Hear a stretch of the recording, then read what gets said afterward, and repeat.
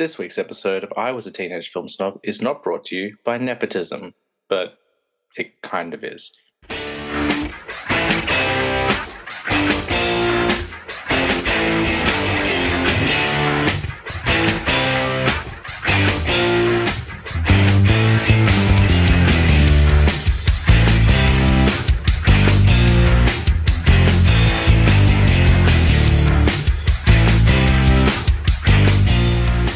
Welcome to I Was a Teenage Film Snob. I'm James Chalmers, your friendly neighborhood film snob. And this week we are done with 2022. We spent 3 weeks talking about the best of last year. And I don't think we could have said any more. So we're moving on, and we were going to start a new topic, but instead I had the opportunity to bring a new guest to the show. And I'll be honest, this is a guest who has been elusive and has been a long time coming. And like, if you think it's hard to get people booked, like I've spoken to people in America multiple times before I got this person on. Like I've spoken to celebrities, people who are making movies, and I've appeared on other people's shows in America before this guest arrived. So if you're trying to book someone for your show, keep it in mind, you need to give them like a year's warning because we are coming up on the year anniversary of the show as well. When I first started the show a year ago, I said that all things good and bad that we're into can be blamed on our parents. And we proved it with my dad, and we'll find out if it's true again tonight. Finally, after a year, it's my mum, Janet Chalmers. Welcome to the show. Thank you, James. I mean, I'm like, am I wrong? Like, how many times have I tried to get you on this show? Well, I was hesitant, but I adopted a new mantra this year too. I think after everything we've been through in the last couple of years, we need to start embracing a few things again. And I thought, you know what, this is just going to be a chat with you. So, well, that's it. Tina did say, she's like, maybe your mum doesn't want to do it. And I'm like, well, if she doesn't want to do it, why hasn't she said it? Like, also, because I'm your mum, I don't want to disappoint you, James. Oh no, my brother has said very early. I said, hey, I know it's probably not your thing, but would you like to come on the show? And he goes, no, you're right. It's probably not my thing. And I was like, all right, done, which is very him, but that's fine. You're both different. Absolutely. Now, as I said, it's been a little while since I've interviewed a new guest, so I'm a bit out of practice here. But my oldest memories of movies, like obviously, it goes without saying that I like film. It's pretty much the only thing I talk about off the show as well, because it's my language. It's the way I communicate with people. But my earliest memories are tied in with childhood, obviously. And I've talked about it a few times. I'm trying to think what the first film I ever saw was, and I know it would be something on VHS. It wouldn't have been in cinemas, or it would have maybe been on TV. And maybe you can help me. I'm thinking it's either a VHS recorded copy of Blues Brothers that Dad took off the TV with all the swearing cut out, or it's the BBC TV movie The Lion, the Witch, and the Wardrobe, which we got from the library in Keilor. And that's a bit as far back as I can remember. And I remember walking down to the library multiple times with you because I liked that Edmund got Turkish Delight. I would tend to think that it probably is the VHS from the library before the Blues Brothers, because you would have started probably at the library when you started at kindergarten, and it was across the road. And as much as I know Blues Brothers is probably your father's favourite film, interestingly, did not come up on his list until I reminded him. Oh, isn't that funny? Well, you'll probably do something like that to me afterwards as well. But I think it would be something from the library, because I think you hold back on that Blues Brothers thing because of the language. And which they cut most of it out, because I remember the first time I saw it on DVD, I was like, "What's this movie?" It was but even some of the connotations, yeah, sequences, I think would have been maybe a little bit too much for someone of your tender years. Yes, fair enough. I do also have a vague recollection of seeing the Care Bears movie as a young child. So, but I don't know when that came out. So, and that was on VHS as well. After Sarah was born. I mean, I don't know. I don't know. Like that's the thing. It's that part of my history I'm most interested in, because that's the smallest recollection. You spend a lot of time with Nana, and you spend a bit of time with Auntie Susan and what have you, and Auntie Susan had girls, so maybe it was Care Bears Maybe. Yeah, I don't know, because I feel like when I was a kid, and this is true of most kids, you don't really understand. Like, and I'm not saying that these films were bad, but you don't really have a barometer for quality or taste, so you just watch No, of whatever. course. Well, Like if some the people pi- never develop that. if the picture looks cool, you'll go for it. Yeah, Um, exactly. I'm still trying to figure out what my first movie in the theater was. I think but part of me thinks it's Lion King. So I remember Susan and Caroline taking me to Lion King, but I feel like you guys would take me to the cinema before that, and I don't know, but because I thought it was Muppet Treasure Island, but that came out after Lion King. So I remember going to that, I think in High Point. Look, my recollections are not clear. I mean, we're talking almost 30 years ago. So. Yeah, I'm remembering, of course, the Harry Potter things and the Lord of the Rings Well, I things and remember Lord of the Rings distinctly. Pokemon movies and was there something? Was it Snow Patrol or Paw Patrol or? We went to Snow Day. I remember that, and I remember you took. Grandma was there, you know. Like I know I fell asleep in the Pokemon movie. Did you see the Teenage Ninja Mutant Turtle movies or? So many fans are crushed by your pronunciation of that, but that's fine. No, I don't think I saw any. No, I don't think I would have been allowed to see the Ninja Turtle films in theaters because of even though it was cartoon violence, because of the violence. Oh, of course, yes. Yeah.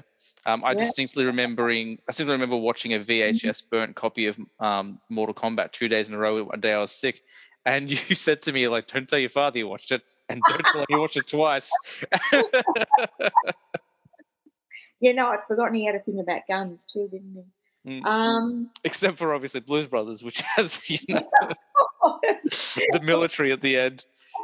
But it's a little bit different. It was cartoon violence was okay. Yeah. I've been very open about my upbringing on this show, about how if there was a European sounding name in an action film, chances are I haven't seen it. So no Stallone, no Schwarzenegger, no Van Damme. Mighty Ducks and I have no recollection of ever seeing Mighty Ducks, which will be disappointing to the listeners. So thank you for outing me there. What was the other one? Oh no, that was cartoon stuff on the television.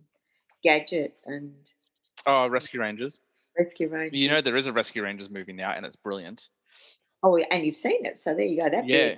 Came out last year, and I remember we watched it, and I was watching it by myself because Tina was like, "I don't want to watch that chipmunk nonsense," but she didn't use the word nonsense because she didn't like their voices. She's like, she's not into Alvin and the Chipmunks or Chip and Dale, none of that stuff. Yeah.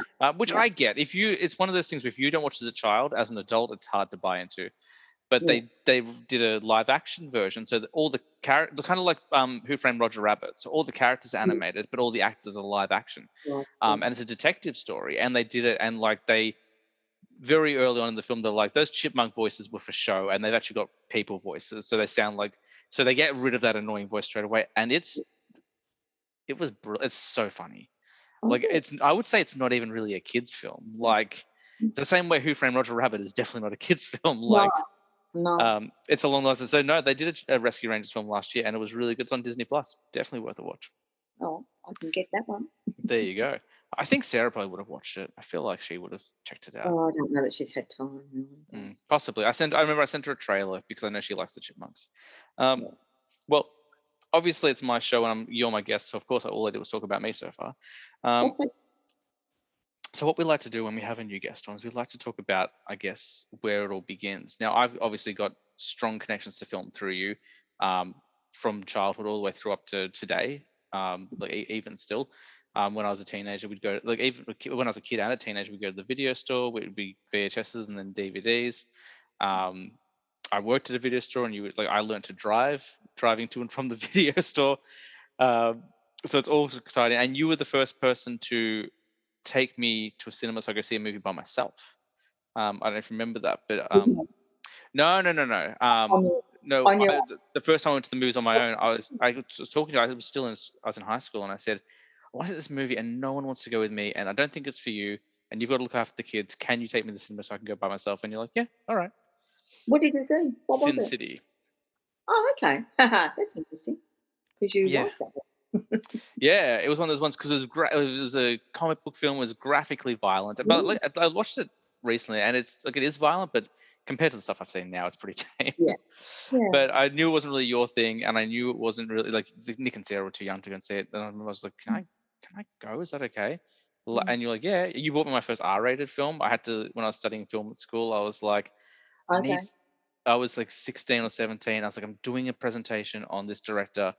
His first film is the only we can get is in this pack and it's rated R. I promise I won't watch the other films. And you're like, I don't care. And then just bought it anyway. All in the name of art, James. All in the name of art. But they were only R for violence. It was like Yeah. Desperado and Once Upon a Time in Mexico and El Oh, I love Mariachi. those movies. Yeah, absolutely. So those They those didn't my make my top 5. sorry. They didn't make my top 5. I mean, it's a ridiculous question. We'll talk about it. But no, so I think about it like the more I go back and look over my life so far, like both you and Dad are intrinsically involved in my appreciation for film. Like if I had been more to different parents, I probably wouldn't be into movies the same way I am. Now I've taken to an obsession to the point where it's probably unhealthy, which is not something I got from either of you. But obviously we just augment what we're raised in. So you show us what you give us, you push us in directions that we're like, okay, this, but to the extreme. But it definitely stems from you. So I guess my first question, and we've never really talked about this off the show, which is interesting, but where does it start for you? I mean, I know you like to watch DVDs and you'll watch things on streaming and stuff, but have you always been a movie fan? And if so, where did that begin? Yeah, as long as I can remember, I've been a movie fan, and because I haven't had any prior notice to these questions, I have been thinking a little as we've been chatting, and you've been chatting. Oh yeah, I don't shut up. That's my show. Yeah, it's a family trait. But I think the very earliest recollection I have of a film would have, and the dates will be slightly out here, but it was in the mid 60s. The Beatles were the hottest thing on the planet, and they did A Hard Day's Night. Which is something I still haven't seen to this day. Hey, it was on SBS World Movies last week or something like that. I didn't see it, but I saw an advertisement for it. You can get it other ways, and I know you know how to. I mean, there's a big wall of other ways next to me in this room. Exactly right. And I literally had another one delivered tonight. I haven't posted it yet, but there's another one, and there's a few more on their way. So, and the recollection is of my mother and myself lined up Collins Street around the corner by the town hall, waiting to get into, I think it's the Athenaeum on that side of Collins Street, because that's where it was playing. And I don't know how old I was. I reckon I think it was 65, 66. So I was 7 or 8. It was winter time, so I was probably 8 because my birthday's in June. And it was a cold day, and we were going to see A Hard Day's Night because I guess I must have pestered my mother taking me. And I can just remember being lined up all around the way and making our way into the theatre, and I can remember sitting in the theatre and it was mostly girls. It was non-stop screaming. Like it wasn't a concert, it was a movie, but everyone was still screaming. And I said to my mum afterwards, I was screaming too, Mummy. And she said, why? I mean, that's very her. So that's my first memory of seeing a movie in a theatre. Prior to that, I would have seen some live theatre because my mum was from the UK. There's a lot of theatres in London, and that was something they did in those times before she came out to Australia, did a lot of live theatre. And I remember going to see like Noddy and Toyland and those sorts of things, probably Her Majesty's, I would think. So that's sort of where that started and flowed into. We had television probably around about that time. Oh, no, we would definitely had television at that time because I can remember seeing the news broadcast when the Beatles arrived in Melbourne. So so I would have watched there was a program on a Saturday morning or a Sunday morning called Epic Theatre, and it was always and it was all black and white, and it was always these Roman gladiator type movies. that type of thing. And that's what there was to watch, you know. Mm. And then later on in the day, being an only child, and you know, there was things to be done around the house and what have you. I was pretty much left to my own devices, whether it was watch TV, read books, go and play with somebody, whatever it was. Um, and then, you know, later on in the day, there'd be all the old movies, and I really love the old musicals with. Um, I'm struggling to think, you know, like Singing in the Rain, and with Is Gene Kelly? Is it? Gene Kelly, Donald Sutherland, Judy Garland, Doris Day, all those, and there were many, many others, and they were very entertaining. So we'll And just give you a mic. to this day, um, I turn on the television or streaming or whatever it is. I want to be entertained. Mm-hmm.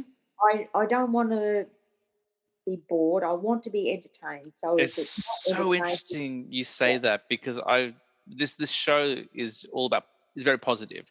My mm, philosophy is there's no such thing as a bad movie. If every movie is someone's favorite film, there can be no bad movies. But yeah, my one rule is don't be boring. yeah, That's the biggest sin you can create. So it's funny, like the first thing you talk about, you know, what you want from movies is like, I'm entertained. And I'm the same. Like I'll be like, just if you can't be brilliant, be entertaining. If you can't be entertaining, show me something I haven't seen before. Like just do and, something. and that's why I don't do reality TV. I don't need that drama. I want to be entertained. And drama like that is not entertaining. I'm showing my age, but that's how I feel about it. Well, I remember, and this is like I remember the first DVD I bought the first two DVDs I bought. I still remember. I still remember my first two Blu-rays as well. Actually, I probably don't remember my first. Oh, actually, my first VHS might have been Widget the World Watcher. That's going back a while. Second Mm, reference to that today. Actually, I've spoken about that to someone mhm. else. But I remember the first two DVDs I bought. I bought them from EB Games, and they were $30 each, because that was maybe Yeah, more, and it was Evolution, which is a comedy alien invasion with David Duchovny, and The Matrix. And I remember I took them home, and we were all at your house. I had my PlayStation 2. I was so excited because I played DVDs. I put in The Matrix, and 15 minutes in, I'm looking around, and you are bored out of your mind. And I said, "What's going on?" And you're like, "I don't know what this is. I don't care." And I was like, "All right, well, I guess." And everyone else is fine. I'm like, "Should we watch Evolution?" And it was a much better family experience, I think, making the switch. Do you remember? And we will get back to the Gene Kelly musical stuff. Do you remember how before I had a car, and even after I had a car, I used to lug a tub of DVDs to your house and Dad's? Like, Sarah still does it. sorry, Sarah still does it. it's I can't like, and like I'm not exactly. It was a tub. Like it was probably like, I don't know, from elbow to elbow. If I put arms out, like from elbow to elbow and deep. And I would bring 40, 50, like for a weekend, Yeah, 40, 50 minutes. I like watching. Yeah. It's something I've never talked about ever before. I just remembered it then. And And I it's not like we had any other way of getting them. In those days, we didn't have streaming and, you know, as much access to the entertainment that we have today. Yeah, absolutely. And I was really the only one. Sarah cottoned on a bit later and started getting into it, but like Nick wasn't a big movie guy. But Never I was has. just, Never well, has. I was thinking, do you remember how, like, especially when he was younger, I hope he doesn't mind us talking about this. It's not like he's not like that anymore. But like when he was younger, he had to be dragged. Like we're going to the movies. No, I want to stay here. I want to play my game. Actually, like forced to go to the movies. Yeah, Um, no, I don't know whether you remember when we went to Lion King. yeah, Now, admittedly, the two of them had had all the dental appointments that day and they weren't feeling all that flash. But in the end, Nick sat on the floor. He yeah. just did not want to be there. You And we're know? talking about Lion King, the stage show, which is about Yeah, 4 hours long, maybe longer. yeah. So not everybody shares this. But, you know, do you remember just after Grandma died, we went and saw a movie at High Point. I can't remember what it was called now, but it was a British movie set in World War II, and the lead female's character's name was Joan. Maybe you didn't come with us. Maybe it I was was just dating Tina at the time. I might have yes, even, I may have even, I've moved out at that point. yeah. Maybe it was just. I know Holly went. It was Holly and Nick and me and Sarah, and I'll try and remember the name of it. So the World War II film, do you remember who was in it? Nah, I think oh, the guy that played Sherlock Holmes on TV.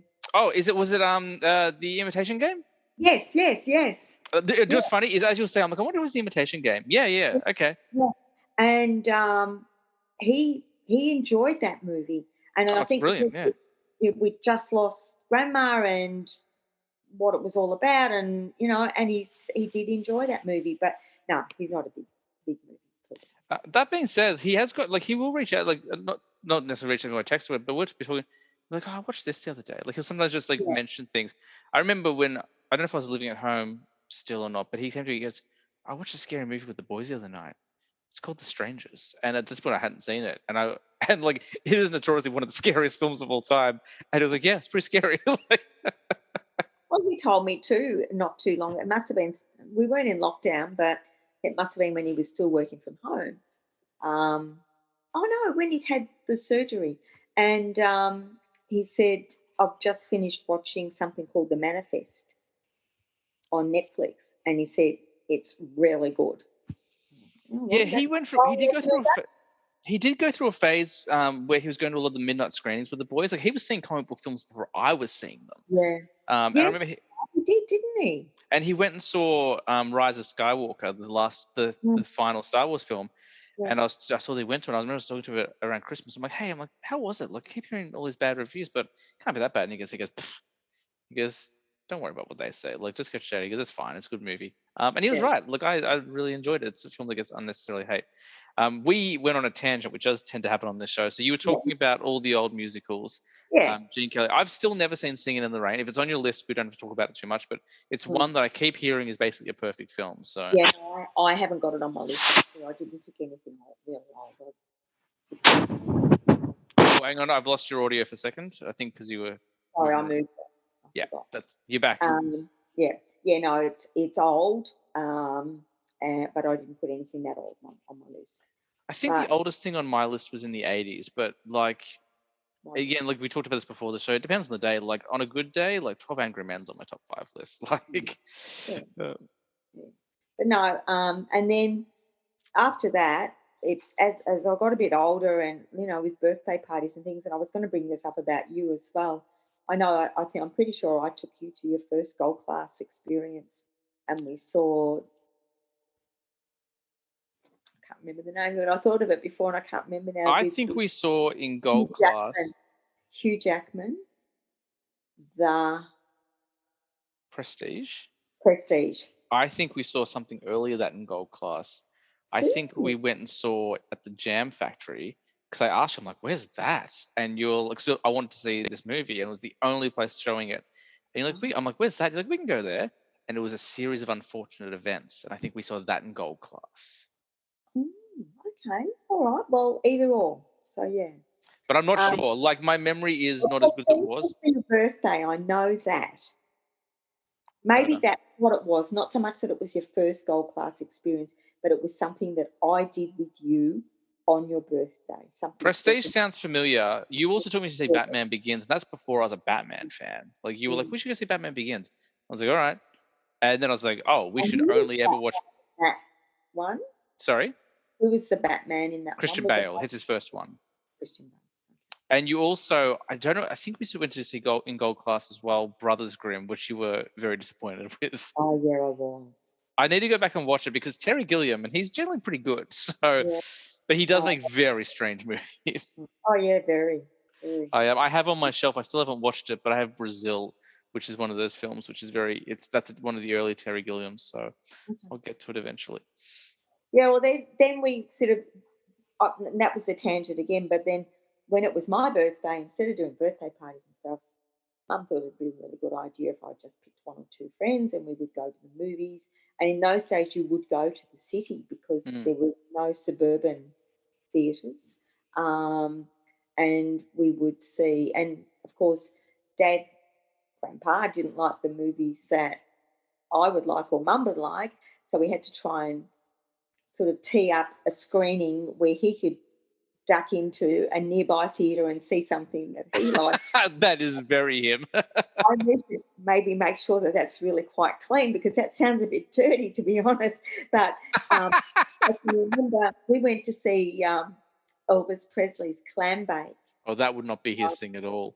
No, not at all. So I think a James Bond movie had been released or something like that. So he went off and saw it. Oh no, Airport, the first Airport movie. This is back in the 70s. Oh, yeah, I've never seen Airport, but there's like 4 or 5 of them. It's like Yeah, Airport yeah, 74, Airport 77. exactly. But I think he went and saw the first Airport movie because Mum and Dad had completely different tastes in movies. Um, and being an only child, I tried to accommodate both of them to try and sort of be able to watch things with either of them. So maybe that's why my the way I watch movies is a bit differently, or what I prefer to watch is a bit different. See, Yeah. that sounds like you're a very considerate person with watching films. I just make people watch stuff. I remember in 2016, we had just started, I think it was the second year Tina and I started the tradition of New Year's Eve, we're going to go to the movies. Yeah, Because we were so partied, like, and when I say partied out, yeah, we just didn't like going to parties. Like, you we just know, had to drive somewhere. We didn't want to drink. We didn't want to be around people. I'm like, if I want to be miserable, I'll just stay home. yeah.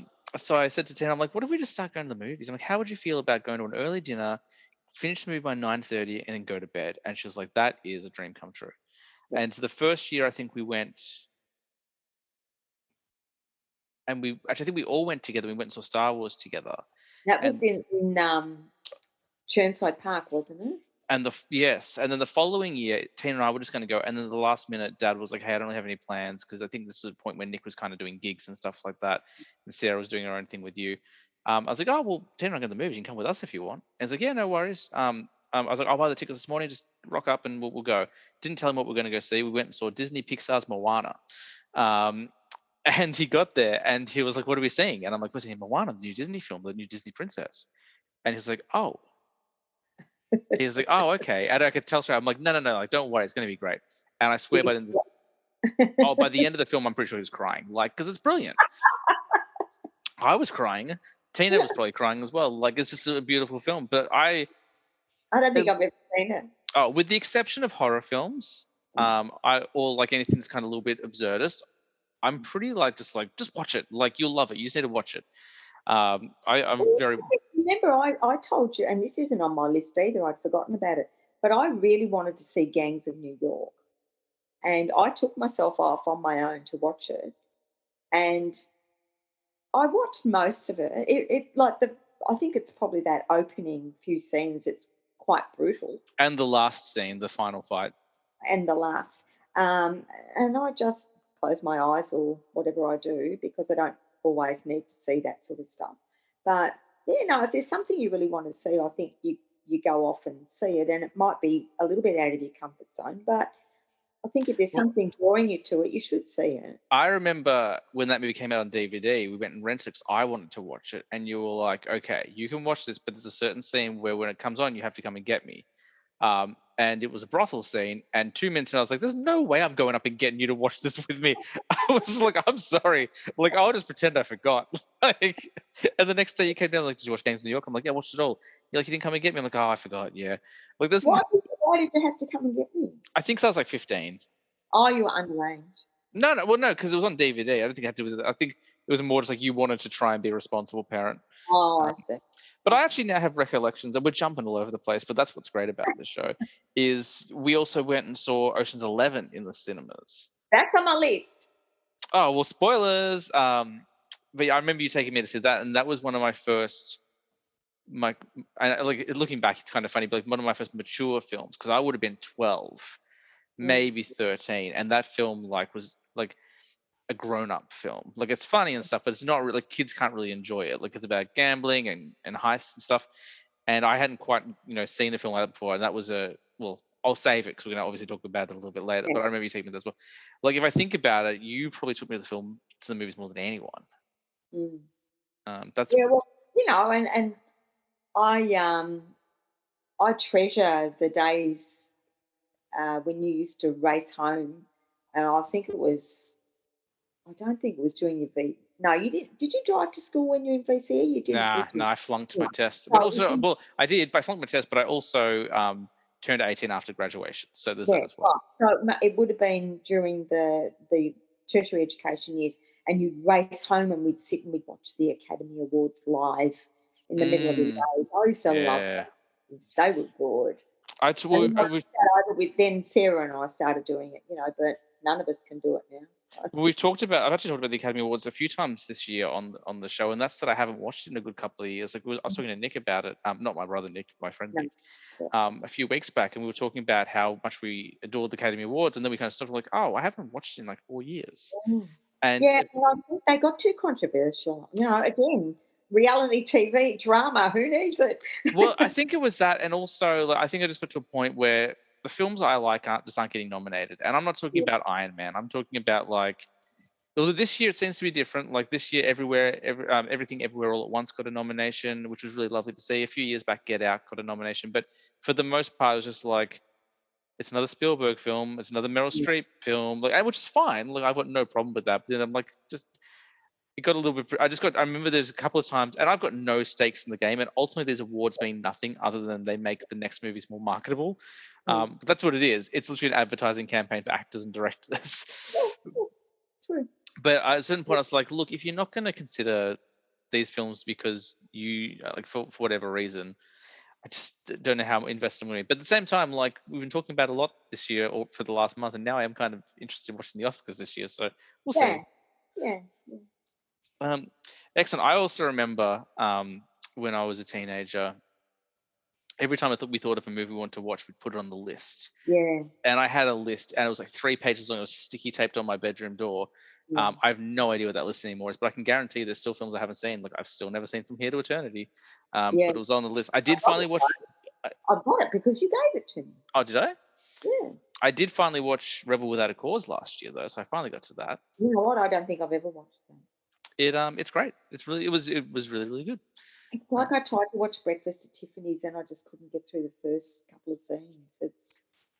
I don't know. I think now, and this is something I've been thinking about for all the time that we've said that I should come and chat to you. Um, Movie making has evolved, and I don't have to tell you this, you know this, but it's What? evolved so much that these movies, those movies, the Breakfast at Tiffany type movies, and those ones I think in the early 60s, they just the very old ones in the 40s and 50s, they've got something special about them. But the ones that in the transition stage between the original stuff and black and white stuff and then changing into colour and then the sort of the modernisation of society, where it evolved into all the modern pop culture and what have you. Mm. Some of them they just miss a beat with me now. It just they were they were hip in the day, but now they're not. I Yeah. just can't do them. I mean, look, I think there's another thing also, like, and I've talked about this a bit, is that films, pre 1970, they were just like, yeah, let's make a 5 hour movie and we don't need to cut any of it out. Like Mm. some of the pacing's really off. I remember, and I'm going to say some controversial things, and these are not bad movies, but they're just like Ben-Hur is brilliant, Oh, absolutely, yeah. but also like there's Right. plenty of room to trim.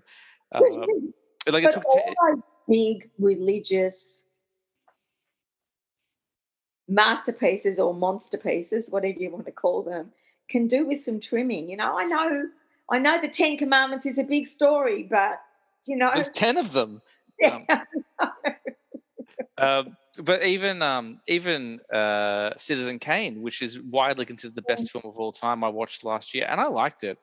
But there's been so much hype. I was like, look, it's a good movie, but I think everyone's getting a bit too excited about Citizen Kane. Like I can think of films from that were released before that movie and since then from that era that are better. Like I prefer Psycho to Citizen Kane. I've already mentioned 12 Angry Men to me is maybe the best film of the time. Some Like It Hot is a better film than Citizen Kane for me. Mm. Um, You see, even the Marilyn Monroe, I was a big Marilyn Monroe fan of the person.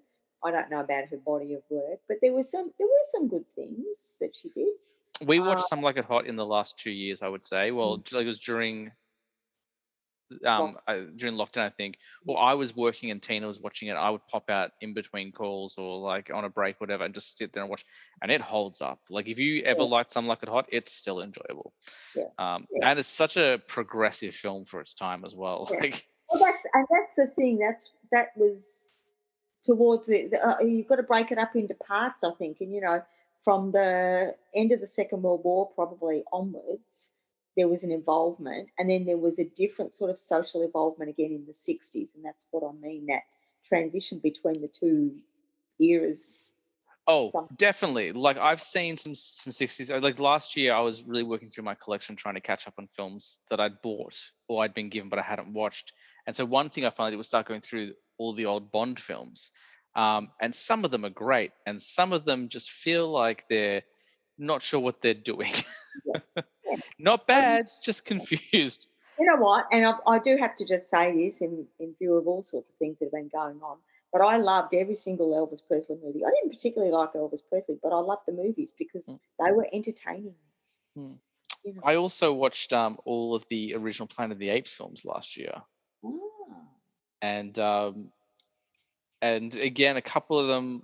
I think the last one was a bit wild, and I think of the couple of middle one, the second or third one, but the one where the apes land on Earth, I'm like, this is incredible. Like I'm loving everything about this. I'm just googling here because I was going to ask you, and Mm. I'm pretty sure this one was on the list. Have you ever seen To Kill a Mockingbird? No, I haven't. It's one, and the reason Oh, why, it's good. I want to. The reason why is that the only copy available. I don't know if it's changed, but for the longest time you could get it in Australia for like $3 on DVD. But it was the worst transfer you've ever seen. Like it looked like it was shot through a snow globe. Right. Um, and so I was like, look, if I'm going to watch this thing, I'm going to wait and see it properly. Yeah. So Yeah. I think there is a Blu-ray transfer now, so I've just got to get to it. But yeah, Gregory Peck, I'll check it out. Is Oh, that? absolutely. Gregory Peck was a good actor. But was he also in Roman Holiday? Was that Greg Papard? Yeah, Gregory Peck and Audrey Hepburn. Yeah, there's like those Hepburn films. Those are the ones I haven't seen. Like I've done a couple of Marilyn Monroe ones, but I haven't got to Hepburn. Yeah, she was very good as well. But again, there you've got to be some of them you've got to be in the mood for. Um, but Yeah, definitely, definitely. I watched the autobiography. No, the biography. There was a film that was of Audrey Hepburn's life, and she had a tough life. I think most people in Hollywood in that era did. Like Judy Oh Garland my, didn't. she's been born in Europe and been through the war and in a Mm. really big way. But anyway, we digress. So you like going to the movies? I'm just trying to get. I just thought as well. No, but this is what the show is like, and you've clearly got plenty of content, which is fantastic. Let's talk about. Yeah, The other big thing from my childhood that we share or shared was going to the drive-in. yeah, Um, yeah. and I think, and that's what again, like, yeah, I'm trying to think. I've been to the drive-in with Tina a couple of times. I think the last thing we saw in the drive-in may have been Kick-Ass, which was about 10 years ago now. And that was the Coburg drive-in, and I think I still have my old Yeah, Mazda, yeah. the old white car Yeah. that should never have been allowed to leave the lot, but I loved it anyway. But I know we did the drive-in a few times as well. I remember we went one year after the grand final, but I can't remember what we went to see. I know we went and saw Grandma. Finding Nemo. I Oh, remember that that would have been it, I think. That might have been it with okay, Grandma because it was had possibly. to be something that Grandma would like. Yeah, I remember Yeah, seeing Finding Nemo in drive-in. I can't remember yeah. what else, but I know I've done it a couple of times. But Mm. that's another. Yeah, I remember we saw something. I can't remember what else. We saw something in the '90s. I remember because what was it? They were playing The Phantom at the same time, which is widely considered one of the worst movies ever made. I've never seen it, but I remember Mm. looking over at the screen at one point, seeing a different film playing. Yeah, that's a bit off-putting. um, It also tells you that your movie might be a bit boring. 'Cause no, you're I looking think at it's just because as a kid, I was just like looking around. I think it might have been my first time at the drive-in because it's probably yeah, 1996. yeah. Oh, it would have been Flubber. I think we would have seen the drive-in. Oh, that was a good movie. I forgot about that one. I think Yeah, because the okay. drive-in was Oh, significantly yeah. cheap. If I remember correctly, the drive-in was significantly cheaper than going to an Oh, actual yeah. cinema. Yeah, you can do a And if you carpool. had a carload of kids, Yeah. I But I think wonder. it's for like $3 each or something. It was really cheap. Flubber was 97, and let's look at the Phantom. was 96. So I reckon it was The Phantom and Flubber. I reckon that's what it was. Yeah, it could have been like just a delayed release, or it could have been Yeah, because going. that was the American release date. So it Yeah, may have been like Phantom might have, or maybe, maybe Phantom just spent a long time in theaters. Who knows? Maybe. yeah. Um, I just keep having all these flashbacks, things I haven't thought about in years. Like I remember one Christmas, I got, for some reason, I don't know why I asked for it because I was 8, but Titanic on VHS, and we spent the first 3 hours of Christmas morning watching Titanic. Oh, Merry Christmas.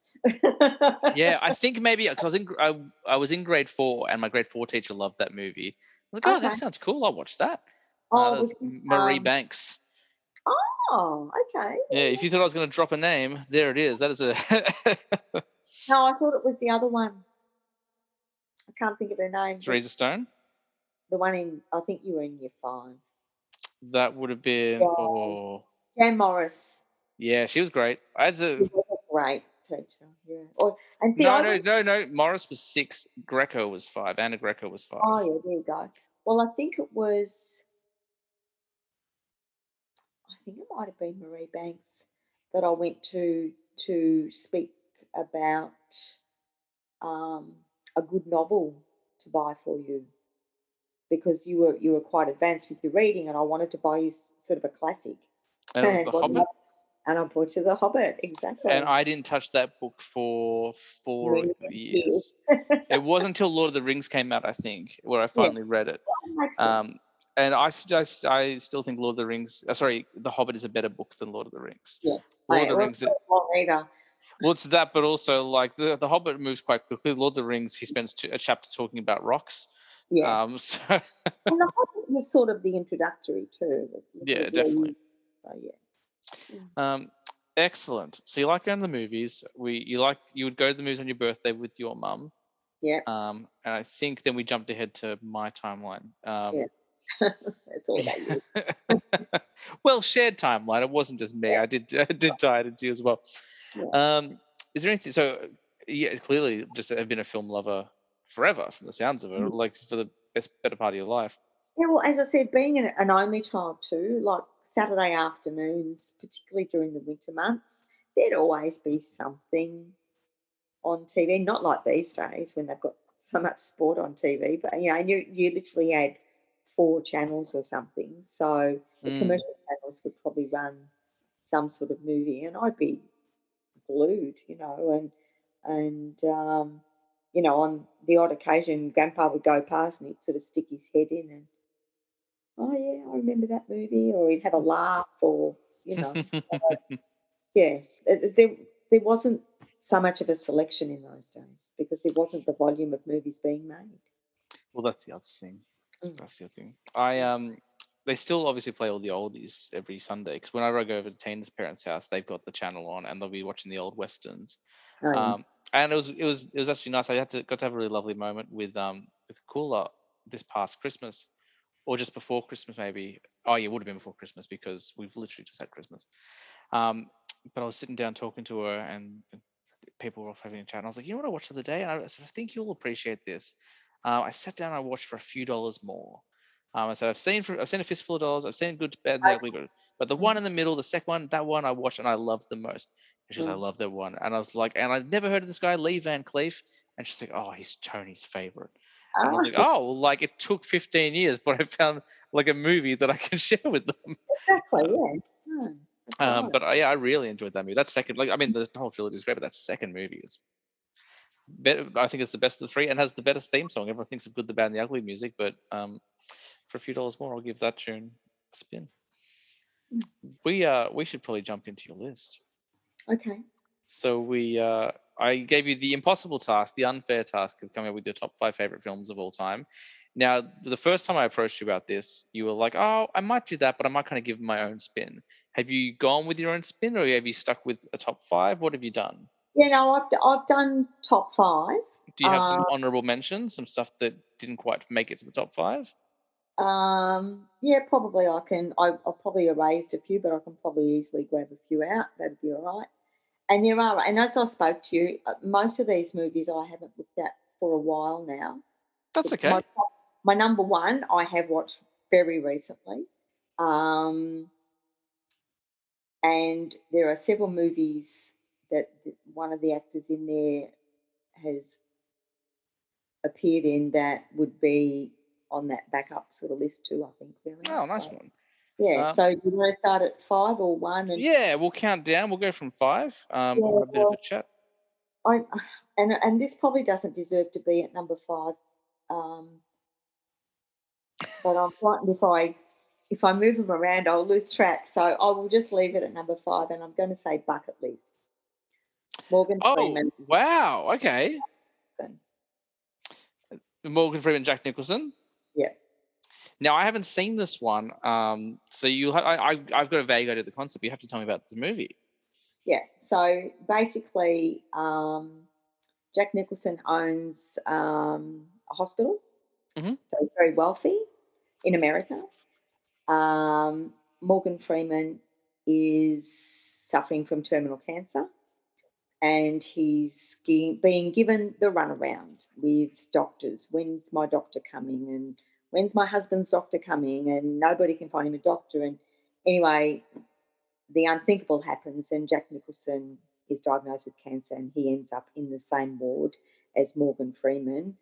And of course, when he didn't exactly say that he owned the hospital, but when Morgan Freeman found out, well, there was some quite interesting discussions. Things started to move, and Jack Nicholson's character, you know that very expensive coffee that comes from Yep. Bali because it comes out of a monkey's bum. Yeah, yeah. Jack Nicholson's going through chemo and trying to drink this coffee, and it's not a good look. But there's a lot of stuff going on, and Jack Nicholson can be extremely funny. Oh, Um, yeah, absolutely. and he just has quirks as well. And there's I meant to look it up too. There was another Jack Nicholson film that I used to watch with Diane Keaton. Something's got to give. Yeah, that one too. And that's another role where he's really quite funny too. That's one that Tina is quite a big fan of. I think it was Yeah, a Keanu Reeves film as well. yeah, Jack Nicholson. I mean, you just throw a dart and you're going to get a good yeah. performance. Like obviously, the go-to is obviously um, one for the Cuckoo's Nest or the Yeah, Batman. But I yeah. remember you His used to talk Joker about. was great. Yeah, I remember you used to talk about a movie called Prizzi's Honor, which I'd never seen, but yeah, yeah. I'd forgotten about that one too. and A Few Good Men, like Was Angelica Houston in that? Prizzi's Honor. Yeah. I haven't seen it, so I I don't know off the top of my think head. she was, and they had a long relationship and had a child together. So Mm. they had quite a long um, relationship. But yeah, so anyway, I suppose, and this goes back to what I've said to you before, is I want to be entertained when I watch movies, and I found during lockdowns particularly, what I really gravitated to was any movie that took me on a holiday.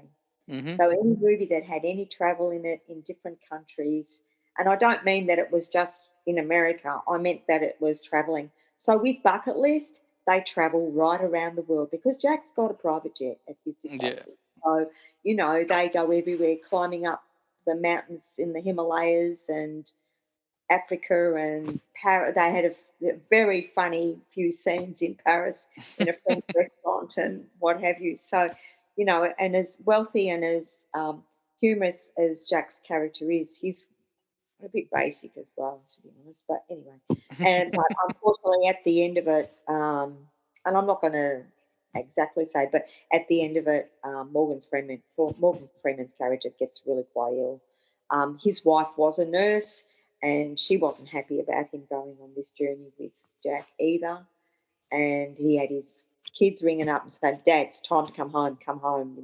Mm. And yeah, so that's I mean, I haven't seen it, and I know it's almost 20 years old next. I think it came out in about 2006, if I remember correctly, maybe a bit earlier. But my feeling is a film called The Bucket List, which is about guys basically doing things before they die. One of them's going to die. Like one of yeah, them has, like, do you know what I mean? Like, I don't think I'm spoiling anything. I haven't seen it, but based on the formula of film, one of them isn't allowed to survive, that's and that, fine. yeah. But even still, like, I don't think it matters with a film like that. Even though I haven't seen it, I don't think knowing the ending really spoils it for you because it's more about the journey in this particular film. Exactly, and there was a journey. It was a big, big journey. It Mm. was really, really good. I really enjoyed it, even I though mean, it wasn't long.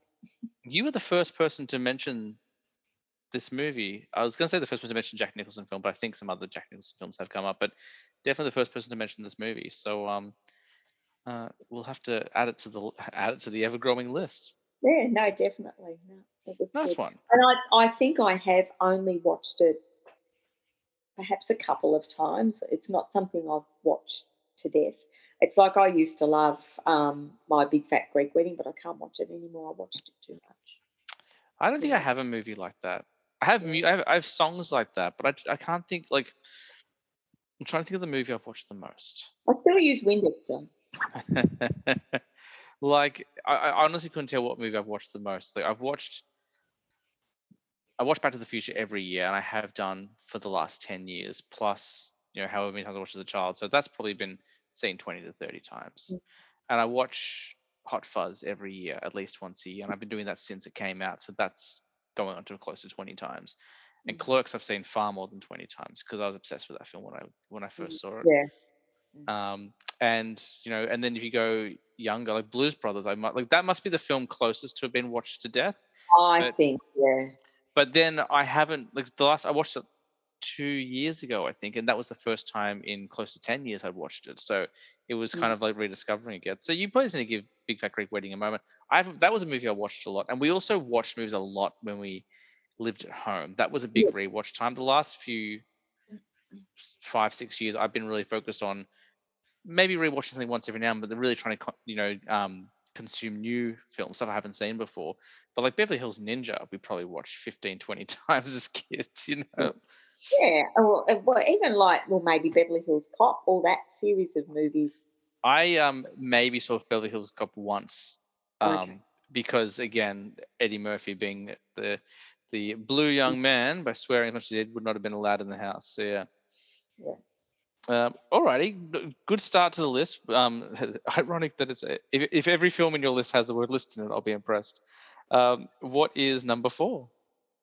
Well, let's say what's the next one, because I don't think I've got these in That's the right okay. order. We don't have to just like this. It's arbitrary. Monument Men. Another one I haven't seen. It's one that I wanted to say, and then Tina watched it on a plane without me because I wasn't on the plane. And I just never came back to it. But there you go, World War II film, Brad Pitt. Yep. Clooney, Damon. Yep, Bill Murray. Bill Murray. Yeah, got them all down. And basically it's about finding all this loot that Hitler and the Nazi Party were supposed to have hidden somewhere, and guess what? They found it.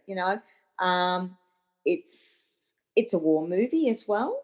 It is a war movie, and there are parts of it that are quite sad, but in the end, they did what they were supposed to do. But to be honest with you, the next one I've got down, and I won't tell you what it is, but this Clooney and Matt Damon combination, well, you'll guess what it is. Yeah, it's a winner, that combination. It is a combination, yeah. It's John Goodman as well. Yes. And I was wrong. It's not Brad Pitt. I said Brad Pitt, but I'm thinking of the other one. The other movie, and it was written and directed by George Clooney as well. That's right, and it was one that George Clooney directed and wrote. That's right. So yeah, so it was just because it was because I still had that sort of interest in that time of the work of history because of my family. So it was just something that interested me. You just sort of we've always heard all the rumours about things like this, and it was just good to see it played out. It's interesting how we're coming up on 80 years. Next year we'll be 80. Oh, we're almost 80 years from when that war ended. We're still making movies about it, and it still works. Yeah, that's right. Oh, and I think Cate Blanchett was in it. Yeah, Cate Blanchett's in it as well. Yeah. So is it now? I remember when I saw the trailers for it. It played as a bit of a comedy, but is it a comedy, or is it more just like it's a drama? It just happens to have a couple of funny people. Yeah, well, you've got Clooney. Yeah. So you're going to have a bit of and John Goodman. Yeah. And Matt Damon. Like they've all got a bit of a comedy. And Bill Murray. And Bill Murray, exactly. Well, he's not the most comedic one of them. Yeah. But it was fairly serious. But it was good to have that to break it up.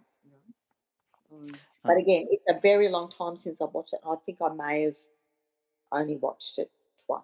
So, you know, Well, that one will be 10 years old next year, that movie. So, really, yeah. but yeah, it's definitely one that's been on my list, and just it's one of those films. Like, as soon as you mention, I'm like, oh, of course that movie.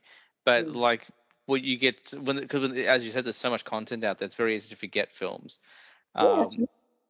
like I'll do a thing periodically, to my own detriment, where the sites that I use to import my movies, I'll just go view all Blu-rays, and I'll just go through. I'm like, oh, I forgot about the movie. Well, add that to the wish list, and Yeah. suddenly, my list went from 100 back up to 400.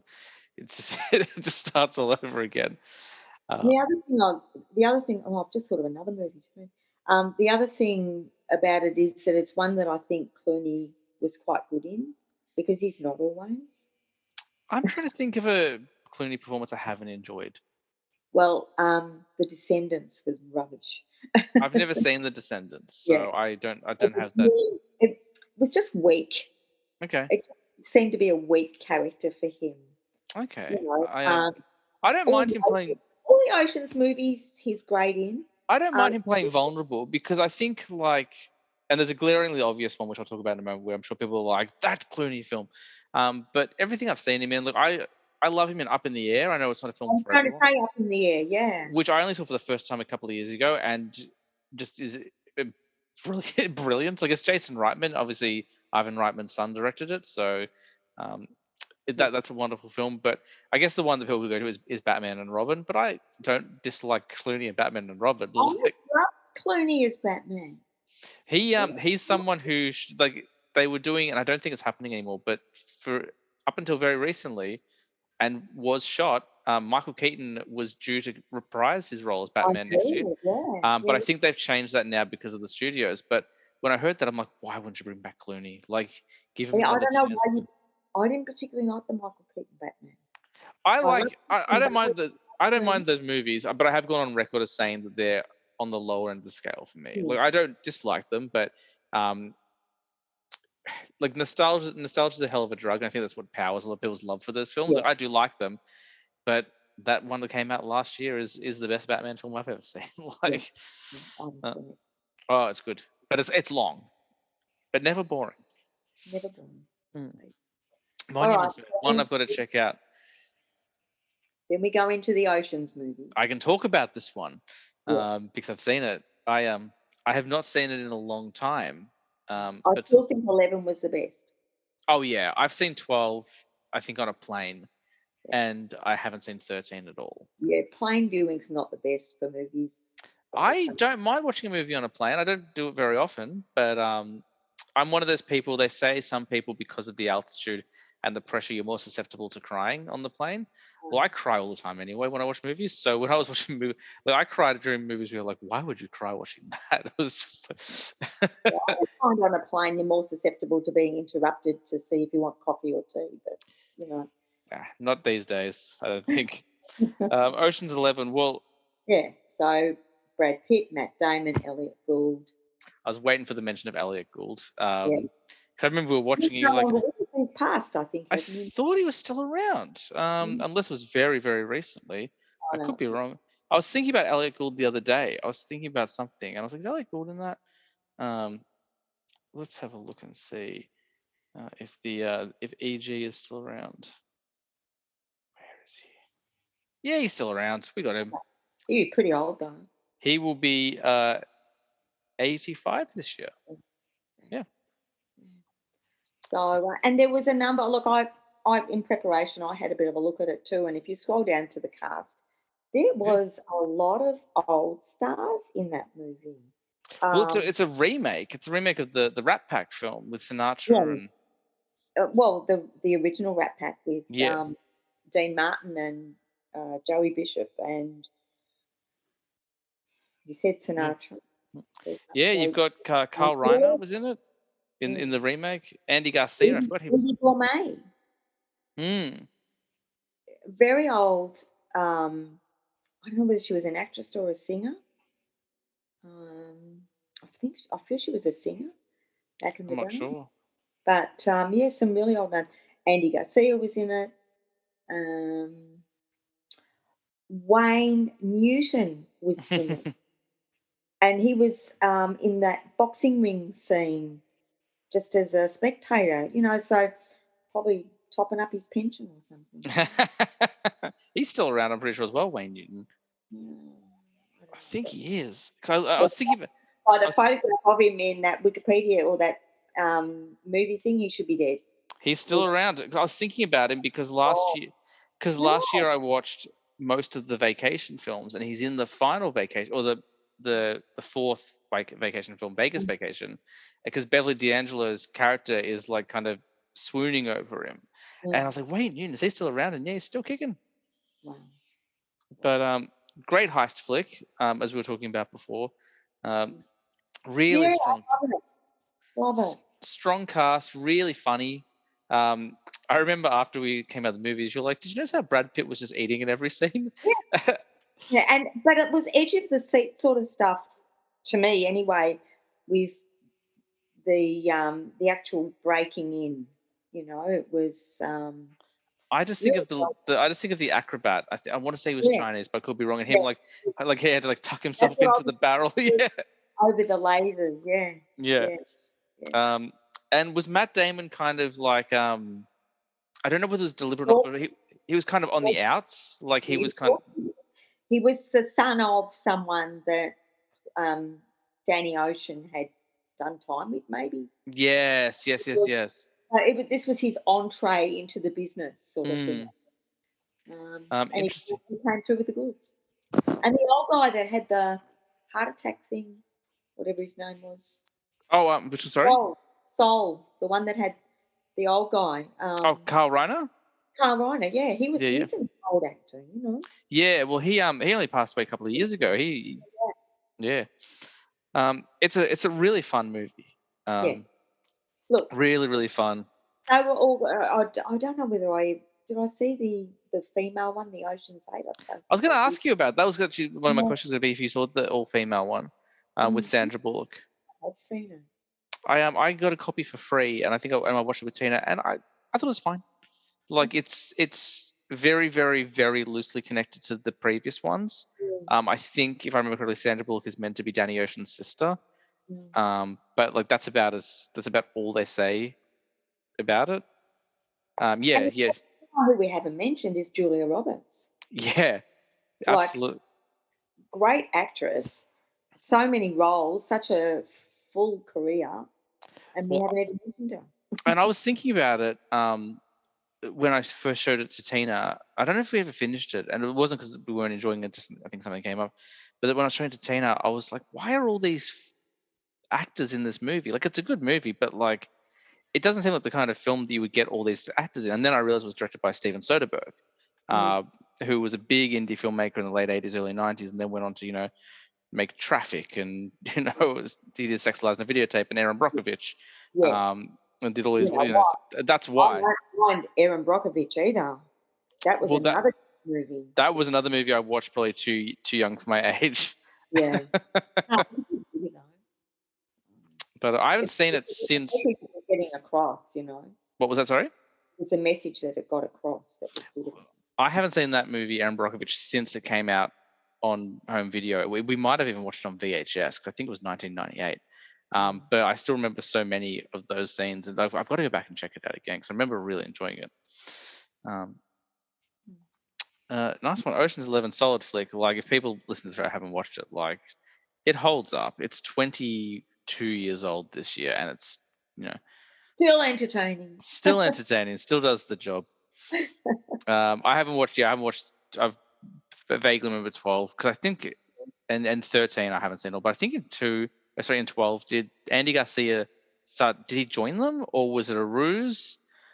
Because I think Catherine Zeta-Jones is also in it. Like, Yeah, I think it was. That's the one where was he building the hotel or something, but he was scamming someone at the same I time. can't remember. Yeah, it's been a long time. I've seen 11 the most. I think I've seen that one a few times. Yeah. Nice one. We're moving through this list quite quickly. We're down to number 2. Oh, are we? 1, 2. No, we've only done 3. This is number 4. Yeah. Oh, yeah. I'm counting in reverse order. So Oh, yeah, that's not. Oh, well, I've got quite a lot under number 1. So yeah. All right, so the next one doesn't probably belong in level 2, but anyway, it was Eat, Pray, Love, which I don't suppose you would have seen either. I haven't. Is that another Julia Roberts one? It is Julia Roberts and Javier Bardem. Oh, I love Javier Bardem. He plays probably my favorite James Bond villain. Oh, there you go. He was in He plays Skyfall. a completely different role in this movie. Now, this one I have watched lots. And I can remember, I think it was probably still living back in Grandma's house. And I don't know, it was maybe a Friday night after work. And so I opened a bottle of wine and got the movie. And I put a little bit of a Facebook post. Or maybe it was on the TV. I just put a post saying, you know, looking forward to watching this tonight. And one of my friends came back to me and she said, I so want to watch this movie. I've tried to watch this movie, but I can't. I just get to a point, I just can't watch it. And now what I do is the first third, because it's about 3 different countries. It's about Julia Roberts, she's a travel writer, and she's about to go off to some Caribbean island, and her partner is not settled in anything he does, and anyway, he doesn't particularly want to go to this. Anyway, long story short, they end up getting divorced, and at the end of that sort of thing, and he doesn't want a divorce, and anyway, in the end, he gives her the paperwork, and yes, they're going to get a divorce, and she's already decided to head off, but then she meets this young actor and has a bit of a fling, and then she just decides she's just got to move on. She can't do relationships, I think, really is what it is. So all that first part, and that's the first third of it, it's a bit tough to watch because it's not particularly pleasant. You know, again, it's not all that entertaining either, I don't think. But if you watch it once, you don't have to watch it every time, I reckon. So I'll start it, and then if I don't like it, I'll go through a bit and I'll go to the next bit. And the first place she goes to is my favourite city in the whole world, Rome. Yeah. So, and she learns she lives in an apartment by herself, and she rents the apartment from the woman, the old Italian woman, and it's a bit basic. And there's a bathtub without any taps, so she has to fill it with the kettle. And she's sort of saying, well, in Italian, she said, well, how do I bathe? And she said, well, you put the kettle under the tap, you put it in the bathtub, and you wash what's important. So, so that sort of appeals to my sense of humour. It's based on a self-help book, isn't it? Yes. Yeah, I was just reading up on it while you were talking about it, and the character is named after the author of the book, and the love interest is named after her partner, who she is now separating from after. So she spends the first morning she's trying to get a coffee, and it's so busy, and then I think she was Swedish, the female support. And anyway, she speaks good Italian, and they become friends. She introduces her to someone who teaches her Italian, and then she meets other friends, and there's a lot of very, very funny scenes. It's very lighthearted. It's very Italian. And then the last time that she's eating in Rome, they're all sitting around this big table, and she orders a meal completely in Italian, flawlessly. So she had achieved what she set out to do, and she's heading off then to see her, what do you call it? In an ashram, the yogi or whatever. Oh, yeah, in India? Not yogi there, not yogi there. No. In an ashram in India. So that's where she heads. That's the pray. So Italy is the eat. India is the pray, yep. So then she gets to India and she has another completely different experience there. And it is a feel-good movie too. Like everywhere she goes, there are people, they all help one another. They all are better for doing that, you know. And then she moves on from India to Bali. She's decided she's spending a whole year away from New York. So then she ends up in Bali, and this is where Javier comes in. Mhm. and he knocks her off her bicycle and nearly kills her. And yeah, there's a whole lot of other stuff there too. And of course, that's where the love comes in. So obviously the love. But it's a great movie if you want to travel and you can't, and you see so much of it. And if you haven't been to, like I have been to 2 of the 3 places, so I can appreciate what goes on. But I have an interest and fascination with India as well. So to see the things that happen there with the crowds in the streets and the colours and the noise and the festivals and all the rest of it, it's really nice. I like it. There you go.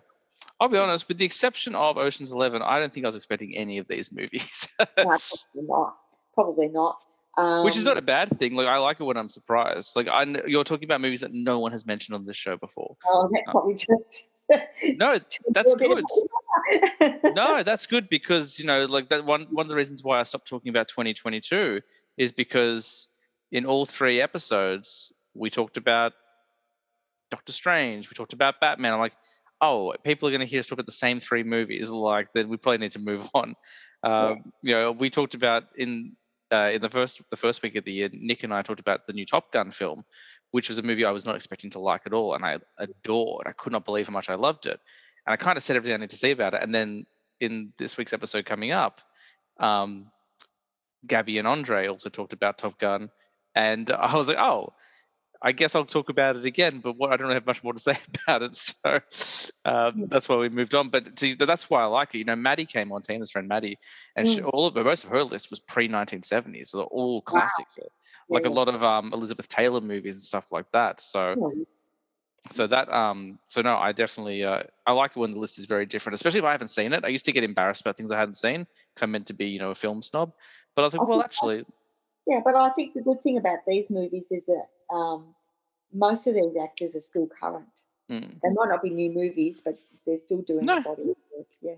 I think it's tough to get a new movie on a list. I don't know, like what it's like. I mean, everyone's different, but for me, like I almost have a hesitance to put anything too new on there because I'm like, well, how can it be in your top 5 favorite films? It's new. It hasn't had long enough to gestate and simmer. Um, you need a good 10 years to decide if a film's a favorite or not, which is a really restrictive way of enjoying yourself. Yeah. All right, so we're at number 1. All right. So I know, and I had Pretty Woman on there, but I decided that's almost fallen into the same boat as My Big Fat Greek Wedding. So yeah, I think you've seen this one. Best Exotic Marigold Hotel. I haven't seen the Best Exotic American Hotel. Me too. I love that movie. It's got such a great cast. You've got Is Dev Patel in that one? Is he? Yep. Jeff Patel, you've got Maggie Smith, Dame Maggie Smith, you've got Bill Nye, Penelope Wilton from Downton Abbey, and you've got Dame Judi Dench. Penelope Wilton, I think, was also the Prime Minister in the Doctor Who series. And she was also I think she was in one of the, I think she might have been in The Crown somewhere too. Actually. Possibly. Oh, yeah, I think she was. Liza Yeah. Tarbuck, I like her quite a bit. You've got Tom Wilkinson. Who else do you have in? Celia Imrie, I know the face. Yeah. She was Calendar Girls. That's who she was. Yeah, it's a strong cast. Yeah, it is a very strong cast. And of course, they've got the second best exotic Marigold Hotel, and it's not as good. So, and that's got Richard Gere in it. So I watched Best Exotic Marigold Hotel on New Year's Eve, and I watched the second one on New Year's Day. So, I just love it. I love Dev Patel, and I've watched quite a lot of his films. I think the first one we watched together would have been Slumdog Millionaire. It would have been Slumdog Millionaire. And I remember watching that because I'm like, is that the guy from Skins? Because he was in a British drama series when he was a teenager. Yeah. A really like confronting TV show, actually, Skins. But yeah, he was in that. I think he played Anwar, if I remember correctly. But then Slumdog Millionaire out of nowhere, and he's done like Life of Pi, and I think it was Life, not Life. He wasn't Life of Pi, was he? He was Life. No, Pi. Lion. Yeah, not Pi. Lion. So that was the one with Nicole Kidman. Yeah. Based on a true story. He's another couple of movies which I really, really loved. I've only seen them once each. One was called The Wedding Guest, and the other one is Hotel Mumbai. Which is a film I remember seeing the trailer for, and I wanted to see it a lot, and I just didn't get a chance to. Yeah, I think he's brilliant in both. He was also in your favorite TV show, The Newsroom. Yeah, but this Wedding Guest and Hotel Mumbai just shows you what a diverse actor he is, because Slumdog Millionaire, well, he was quite young when he did that, but I mean, is quite different, as is Lion and as is Best Exotic Marigold Hotel. It just shows that I think he's a very well trained or very natural actor. Yeah, he keeps doing interesting roles. But he's got great supporting cast with the two dames and Bill Nye as well, because Bill Nye. Absolutely. So absolutely love it. And what's this one about? It's a bunch of oldies going to India. Yeah. So what it opens with, Dame Judi Dench has lost her husband. He's just recently passed, and she's in financial turmoil because, unbeknownst to her, there was a lot of debt, and she can't really afford to stay in the flat that she's living in. Dame Maggie Smith is needing a hip operation, and she's on a trolley in the public hospital in London, and every doctor that comes to So see just situations you'd never see these two women in ever. The man of colour, and I'm not having an operation with one of your lot, Oh, wow. Yeah, she's quite that way. And I want an English doctor. And, he's got the best Oxford accent ever, like he's well trained. Bill Nye and Penelope Wilton are a married couple, and he's worked in the public service, and they're in the process of trying to downsize into a retirement flat thing. And, of course, she doesn't think she's that old, I think, and they're talking about, oh, well, if you need railing, we can install railing on the walls. And she said, well, can you put it through the middle of the room so it's more convenient if I fall in the middle of the room, like, and then there's, I don't know the actor's name, I didn't write it down, that plays Graham. Oh, that's Tom Wilkinson. Yeah, so he was a judge, a judge or a barrister, and he was going to another retirement dinner, and he knew that his time was coming too, but he didn't want a retirement dinner. And in the middle of this particular retirement dinner, he said, "That's it, I'm out, I'm gone." And he was gay, and he had spent some time in India as a young boy, and he and a young Indian boy had been caught, and the Indian boy suffered consequences. But anyway, the Indian boy married, as they do with an arranged marriage, and he came back to India because he wanted to find him. And he did find him, and he was still married, and it was very touching. And then who else was there in it? I think that's everybody. Those are the main ones. The other two, the Celia, I think she'd been married several times, divorced. She'd been living with her daughter and son-in-law and looking after the grandchildren, and she'd had enough and she was just out. And then the other bloke, I can't think I think he was just he was lonely and looking for companionship, and he thought, oh, well, India might try it. So they all saw this advertisement for the Best Exotic Marigold Hotel, which was made to look after elderly people, and give them an end to their life that was more interesting than perhaps what they were going to have in the UK.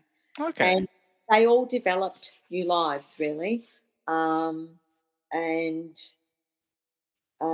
the end, Dame Judi Dench helped, because what she had been doing when the opening scene of the movie begins was that she'd been dealing with a phone call, because she knew nothing about the internet, and trying to either close the internet account or get it working or whatever it was, and they wouldn't speak to her because the account wasn't in her name.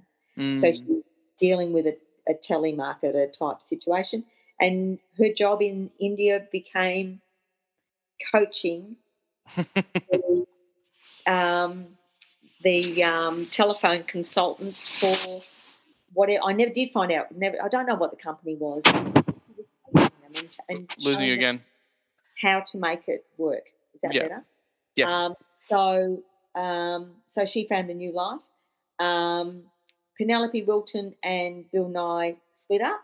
She went home in business class because that suited her, and he ended up with Dame Judi Dench. Oh, there you go.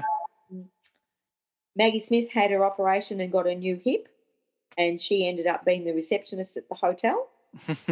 Um, and the old bloke, or the Celia, went to the Raja Club or whatever it was, which was like a private club, and she walked in and they're all strapped for cash, and she walked in there and she wanted to know what the membership fees were, and she said, "Well, one was rather hoping that one may be able to use one's position to get a bit of a discount." Well, the Indian,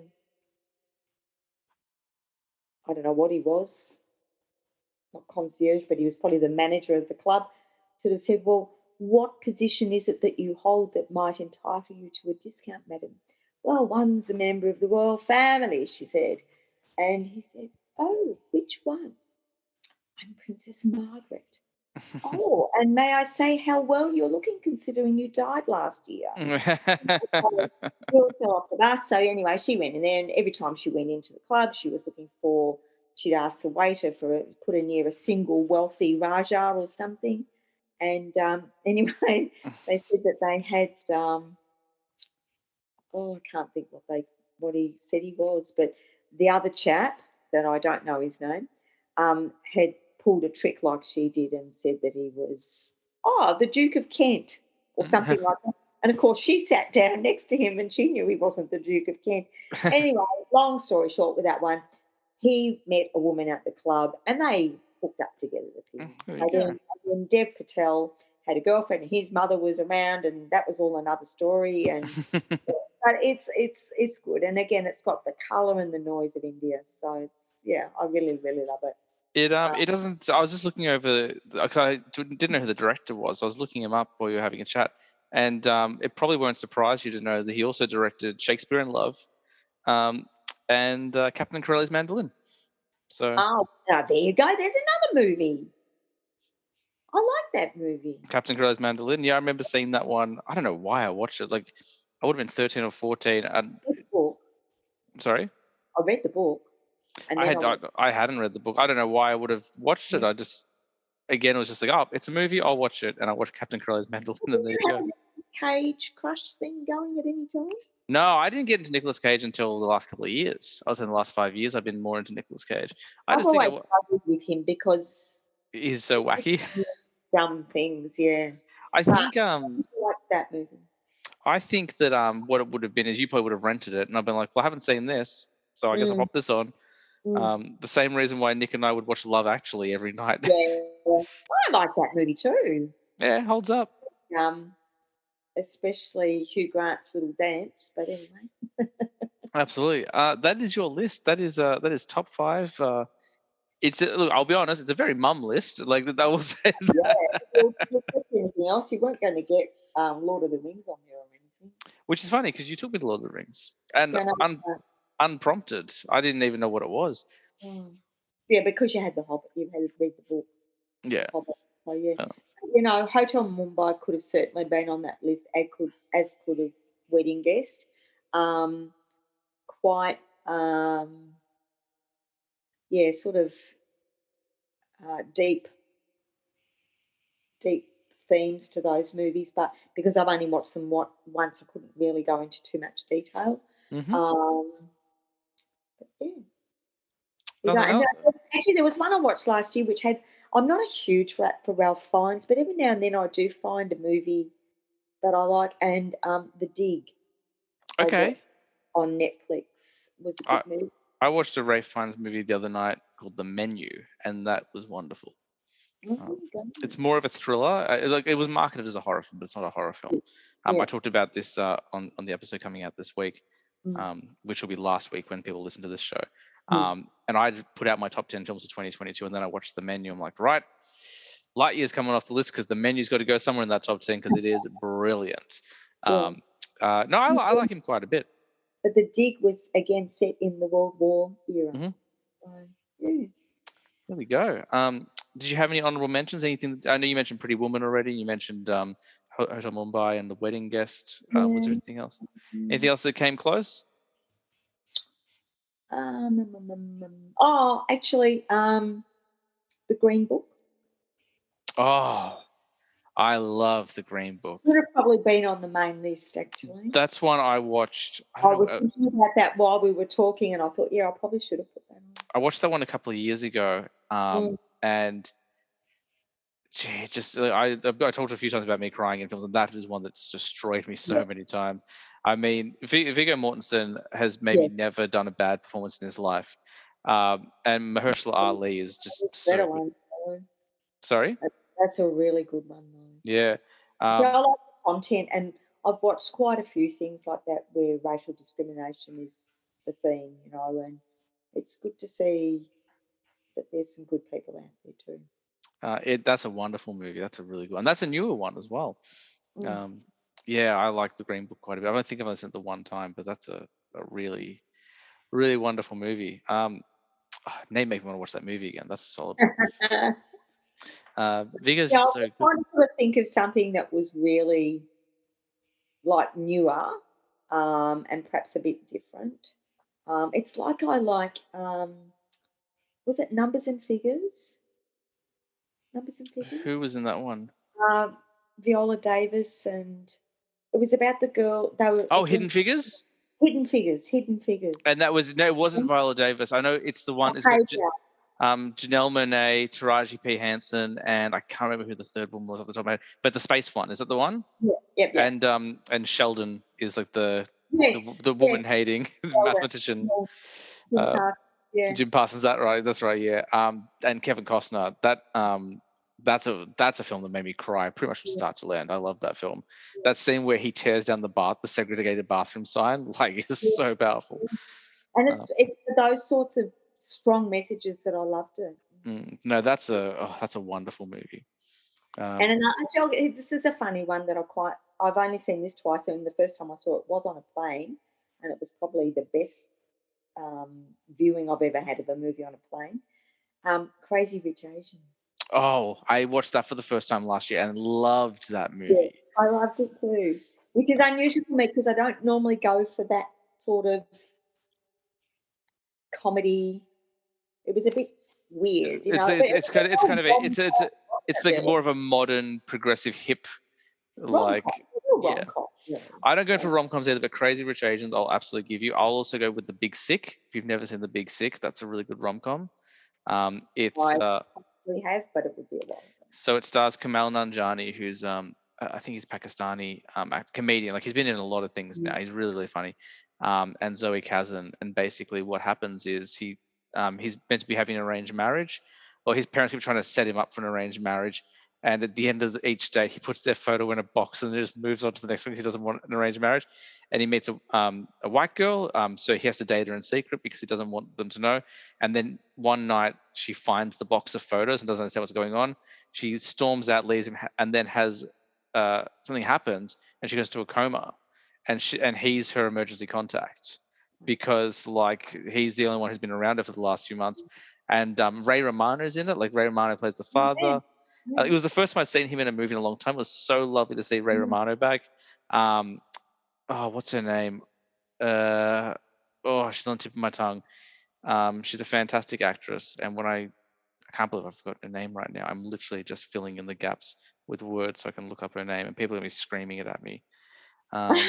It is Holly Hunter. Okay. Holly Hunter plays the mum. And basically, they kind of come and live at her place, and he has to have this weird friendship with them, even though they're no longer a couple. And he the mum hates him because, like, he broke her daughter's heart. But the dad's saying, like, well, like, you know, he did the right thing by getting to the hospital and making sure she was scene of it, and then like so it's just starts with this rom-com, and then she goes into a coma, and then it's almost like a rom-com between her parents and him. It's a really wonderful movie. Like it's so funny. Like it's and heartwarming and heartbreaking, and yeah, it's great. That one came out I think in 27, either 2017 or 2018. It would have been my favorite 2017 because it was my second favorite movie of the year after Logan. But that's a really good rom-com. Definitely worth a watch. Excellent. We are almost at the end of the show. It's gone pretty quickly. But before we wrap up the episode, something we used to do and we'll bring back once we get into regular topics again is the rapid fire question round. So you don't get prepared for these questions, but don't worry, it's not so rapid fire because no one can answer it quickly, and that's fine. So we'll go through and see how you fare. Mum, what was the last thing you watched? Oh, well, I'm in the middle of watching Breakpoint, which is the new Netflix thing about the tennis here in Australia. Is that a movie or a TV show? It's a doc. Oh, okay, cool. I'll take it. Documentary, Breakpoint. There we go. I have watched a few things recently, but don't ask me what they are. I don't really know. What's one movie that's been sitting on your list forever? What's one of those films you just haven't got around to watch? You keep putting it off. You don't know why. You just can't sit down and watch it yet. I think it is From Here to Eternity because I keep trying to watch it and I can't. I've watched a little bit and I can't. So yeah. Fair enough. There we go. Yeah. I think I crossed most of my big ones off last year. I finally watched Citizen Kane. All right, I've talked about it a lot tonight, but are you a movie crier? Oh yeah. Yeah. Oh yeah. Yeah, no, I am. It's the only time I cry. I try to do it discreetly. Yeah, I gave up on that. I used to try and do it discreetly, and it just looks worse, so I just let it go now. Yeah, I don't really cry in real life, but movies, that's where I get my crying done. Yeah. All right, I feel like I know the answer based on your list already. But is there a specific actor or actress that you'll follow anywhere? It doesn't matter what the movie is. If they're in it, you're watching it. Yeah, I think Dev Patel has become that. Yeah, actually, I mean, you mentioned a few people tonight. You mentioned Clooney, you mentioned Brad Pitt, you mentioned Julia Roberts, but Dev Patel, you really had like a whole monologue about him. He's got such a great body of work, and it's varied. It's not the same stuff, which I find Julia Roberts is generally the same sort of rom-com-y sort of stuff. Clooney may be a little bit more varied. Oh, you know, and there, Brad Pitt, Curious Case of Benjamin Buttons. Like, oh, that's a big movie. I haven't seen that in a long time. I remember finding it strange but very upsetting. But it's one of those films that I know a lot of people don't actually like, but I haven't gone back to watch it. I won't watch it again. I can't watch it again. Once was enough. But very powerful movie. Alrighty. I don't like to be negative, but what's the worst film you've ever seen?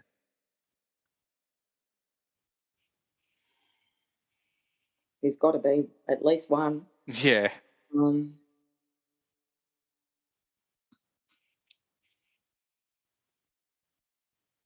Pokemon movie. I was waiting for it. I'm like, she's gonna. It made me fall asleep in the middle of the day. I think it must be. Yeah, I mean, looking back, like it would have been an absolute chore for you to go and see that film. Yeah. Alrighty. And what's one movie they should never remake? We're in an age of reboots and remakes now. What's one film you don't want them to ever remake? I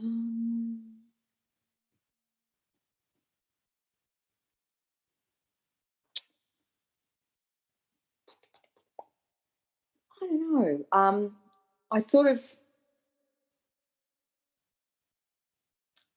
I want to say The Best Exotic Marigold Hotel because they've made a second one and it was lousy. Well, that's not a remake. That's a sequel, so that's okay. Yeah. So you can use that. That's fine. You can use that if you want. Yeah. Let me check my list. I don't think they should mess around with the.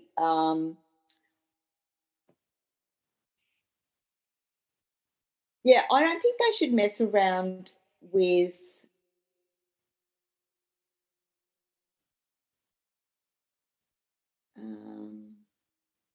I don't think they should mess around with Oceans. I think they should just leave Oceans away because it was a remake anyway. Mm-hmm. I think You've done a pretty good job this time. I think just leave it. And 8 is technically a sequel. I looked it up. It is considered a sequel, not a remake. So they get away with that one. No, the Ocean's 11 had, as you said, was based on the Rat Pack. Oh, there's another movie, The Italian Job. And the second one was so much better than the first one when they did the remake. With Mark Wahlberg and Edward Norton. I remember loving that movie. I saw that in theaters. And I'm pretty sure, to tie it back to the start of the conversation, I'm pretty sure when I finished seeing that movie in cinemas, Marie Banks was sitting behind me. Yeah. That's not even a joke. I'm pretty sure she was in that movie theater. Yeah. There you go. That's the rapid fire. It's done. You have survived the first ever episode of the show. Well done. Thank you very much. That was there fun. We go. Did you have fun? I did. Yeah. You want to come back again? Yeah, sure. There we go. Don't ask me anything about horror movies, though. No, that's okay. I just think Zoe's stirring, but I don't think she's awake, which is good. That would be my luck. The one night I have the house to myself, she wakes up. You're out. Yeah, she's doing rehearsals for the show. Oh, Alrighty, well, that's going to do it for this week's episode of I Was a Teenage Film Snob. Okay, well, it was all right. I'm just going to wrap up the show first. Yes, I want to thank my mum for being a guest. We finally got her on after 35 episodes. It only took almost a year, but we got there. As always, please follow the show on Instagram. I Was a Teenage Film Snob, _ between all the words. Go ahead and like the show. Give us a review, a 5-star review, and write something nice about it as well. We just crossed 400 listens recently, so let's pump that up to 500. I'm very excited about that. But until next week, as we always say, I was a teenage film snob, but I'm trying to be better. We'll see you next week.